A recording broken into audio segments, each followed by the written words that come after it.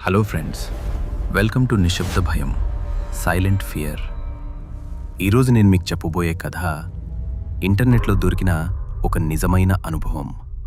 ఈ సంఘటన చెప్పిన వ్యక్తి పేరు రైనా కే. ఈ సంఘటన రైనాకి కేవలం 14 సంవత్సరాల వయసులో జరిగింది. అప్పట్లో ఆమె కుటుంబం రాజస్థాన్ ట్రిప్కి వెళ్లారు. జోధ్పూర్ నుంచి జైపూర్కి ట్రైన్ ఎక్కాల్సి ఉండటంతో ఒక రాత్రి జోధ్పూర్లో హాల్ట్ అయ్యారు. వాళ్ళు దిగిన హోటల్ రైల్వే స్టేషన్కి చాలా దగ్గరగా ఉంది. హోటల్లో వాళ్ళకిచ్చిన రూమ్ 2 గదులు ఉన్న ఒక సూట్. కానీ రైనా ఆ రూమ్లో అడుగుపెట్టిన క్షణం నుంచే తల పగిలిపోయేలా నొప్పి మొదలైంది. కొద్దిసేపటికే జ్వరం కూడా వచ్చేసింది. రైనాకి అప్పుడు అనిపించింది, బహుశా ఇది హీట్ స్ట్రోక్ అయి ఉండొచ్చు అని. ఆ రాత్రి అంతా ఆమెకి జ్వరం తగ్గలేదు. అదే రాత్రి సరిగ్గా రాత్రి 2:30 గంటలకు రైనా అమ్మకి ఒక్కసారిగా నిద్ర చెదిరింది. ఎందుకంటే ఆమె చెవుల్లో ఎవరో మెల్లగా చాలా దగ్గర నుంచి ఇలా పిలిచారు, మమ్మా మమ్మా. ఆ స్వరం అచ్చంగా ఆమె చిన్న కొడుకు గొంతులానే ఉంది.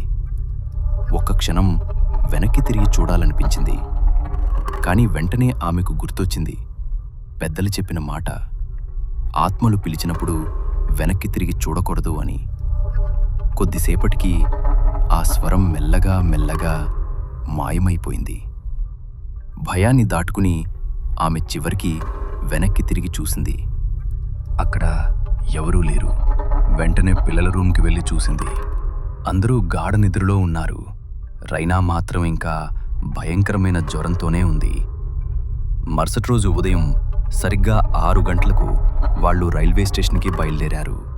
ఆశ్చర్యకరమైన విషయం ఏంటంటే రైనా హోటల్ బయట అడుగుటికల్ బయట అడుగుపెట్టిన క్షణమే ఆమె జ్వరం మాయమైపోయింది.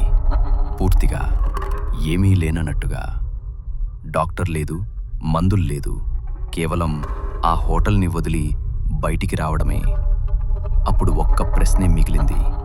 ఆ రాత్రి రైనాకి జ్వరం రావడానికి కారణమేంటి? ఆమె అమ్మ చెవిలో పిలిచింది ఎవరు? అది నిజంగా ఒక ఆత్మనా, లేదా ఆ హోటల్లో దాగి ఉన్న ఏదైనా శక్తినా? కొన్ని చోట్ల మన శరీరం ముందే స్పందిస్తుంది, కన్నా ముందు భయపడుతుంది. మీరేమనుకుంటున్నారు? ఈ సంఘటన వెనుక ఏముంటుంది? ఇలాంటి నిజమైన హారర్ అనుభవాల కోసం నిశ్శబ్ద భయం, సైలెంట్ ఫియర్ ఛానల్ని సబ్స్క్రైబ్ చేయండి. నిజమైన భయం ఎప్పుడూ నిశ్శబ్దంగానే వస్తుంది.